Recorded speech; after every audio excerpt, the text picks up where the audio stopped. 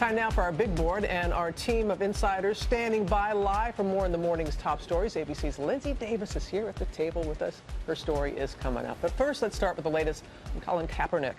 At the controversy, the 49ers quarterback off the bench, getting his first start since he began that national anthem protest.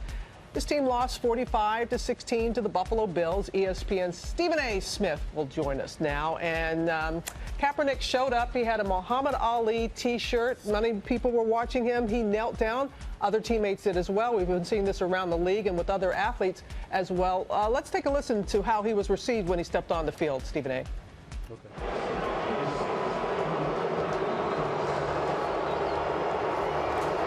I don't think many are surprised by that reaction. On the road, you're usually booed anyway, but then what he has been doing, just explain to us the environment around that game, Stephen A. Well, it was very divisive, obviously, Robin. When you have some people who believe that, you know, he's just un-American, that he's not what America is all about. They believe that he's disrespecting the flag, disrespecting the national anthem, disrespecting what America supposedly stands for, and as a result, they have a lot of vitriol for him. Then there's another segment of the populace who wanted to applaud him, wanted to thank him for his bravery, his courageousness, and taking the position they believe to be courageous. And as a result, they wanted to take selfies with him after the game. They wanted to talk to him, et cetera, et cetera. So it's one of those situations where it just heightens and illuminates the fact that we're a divided nation right now. It's incredibly polarizing times. We all know it. We watch it during the election and things of that nature. And so, his situation essentially epitomizes that. That's really what this came down to. I wasn't surprised at all by what I saw from a lot of those fans in Buffalo. They just felt the way that they felt, and others obviously feel otherwise. He seems pretty unfazed by the criticism. Let's listen. Those are rare occurrences now. I think for the most part, people are realizing the impact and what's going on. And like I said from the beginning, I knew the consequences of what could come with this, and I was prepared for that. Bigger issue for him now as a player is the play of himself and his team. Well, there's no question about it. The 49ers stink. Let's just be clear about that. Let's get that out the way right now. I mean, he didn't play miserably, but at the same time, 13 for 29 for 187 yards is not that impressive, even though he made some plays with his feet. But the 49ers don't have any playmakers on offense. I don't know if they have any players on defense. They look like a moribund franchise right now. They're absolutely awful. And the worse he plays, he's going to get the attention no matter what. But it's not going to be the kind of attention he wants. They continue to look the way that they looked yesterday. I can promise you that. Stephen A. Smith, unplugged. Not holding back at all. Thank you, Stephen. Let's move on now to that flight ban for Samsung phones. U.S. air safety officials are enforcing an emergency order that prevents passengers from taking the Galaxy Note 7 on planes.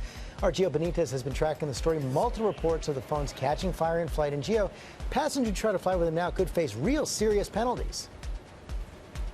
George, I was surprised about this. We're talking about severe potential punishments, up to $180,000 in fines, up to 10 years in prison. That's if you sneak these phones onto these planes. And even if you get them onto your checked baggage, they don't want them on the plane. They don't want them anywhere near these planes. By the way, we're learning some new information about these actual batteries, those troubled batteries that are causing all of these problems. The Wall Street Journal is now saying that Samsung was using self-testing. They were doing their own testing instead of using third-party testing like many other phones. So no doubt, a lot of people are going to be looking at that. Well, no doubt about that. But also, Gio, come on, let's be realistic. If you own one of these phones and you're traveling, what are you going to do? Are there any suggestions on what to do? Well, here's what we're learning right now. Samsung, Robin, is actually going to be at some of the busiest airports. So probably here at LaGuardia, we're going to have Samsung reps here, and they're going to exchange it right there for you. But Samsung is also sending out these boxes to your houses, and they're these fire-resistant boxes. You just pop the phone in there, send it back.